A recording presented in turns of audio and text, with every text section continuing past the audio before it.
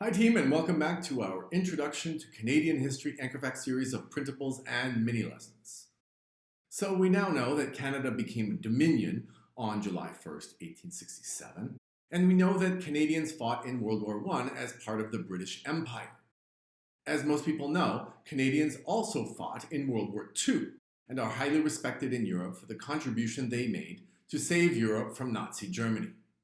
But there is one crucial difference between the two wars.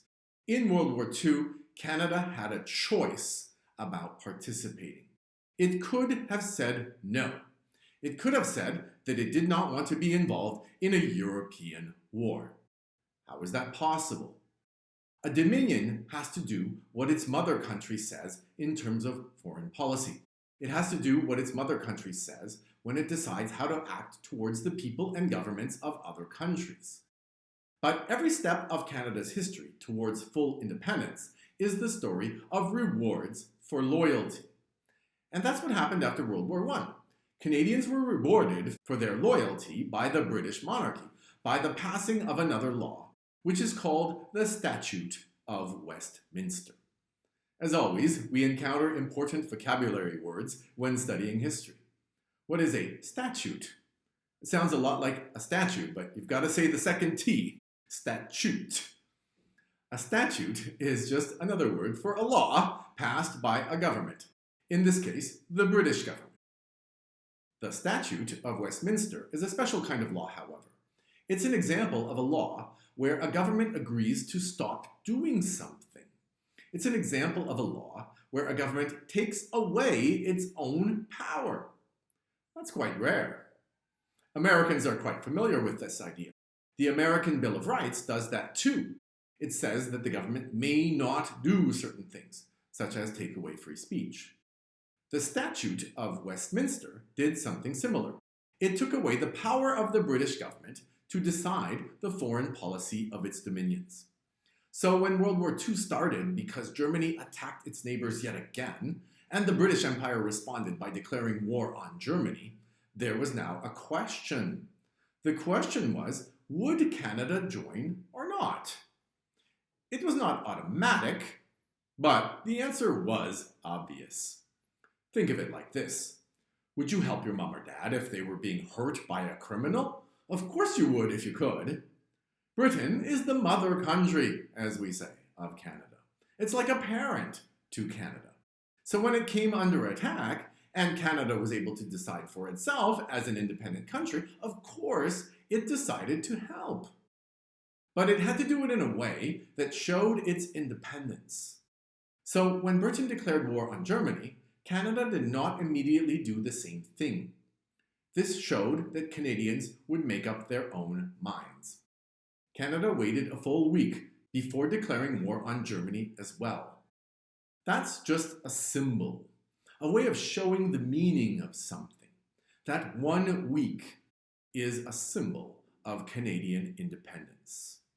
It was just enough to say, we get to decide these things.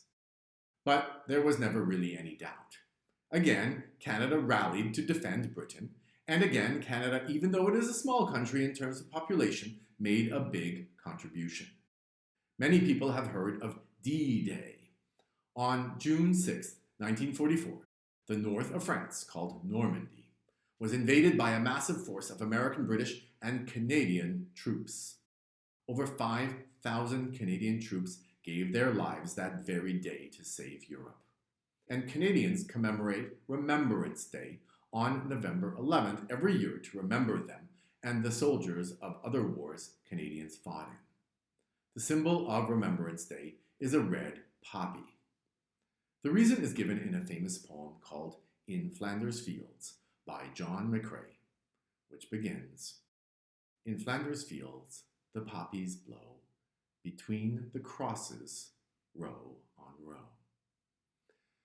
It is a sad and moving tribute to the soldiers who died. After World War II, Canada was not in a position to become the world police power like the United States, but Canadians also decided they needed to help keep the peace. So they joined the new alliance to defend Europe, which is called NATO, the North Atlantic Treaty Organization. and Canada was the leader in the push to create the United Nations Peacekeeping Force, which sometimes helps people avoid wars in different parts of the world.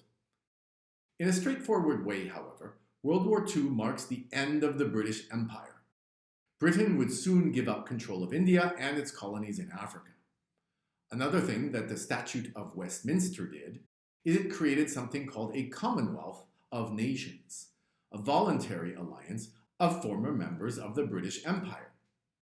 Canada, of course, is a member of the Commonwealth, and the members celebrate their participation with a smaller version of the Olympic Games called the Commonwealth Games. As we close out our introductory history of Canada, a few things remain to be discussed. For one thing, we haven't talked about Quebec much since the conquest of Quebec by the British Empire. In our next lesson, we'll talk about the struggle involved in keeping Quebec in Canada. And in our final lesson, we'll look at the Canadian flag, the maple leaf. See you next time.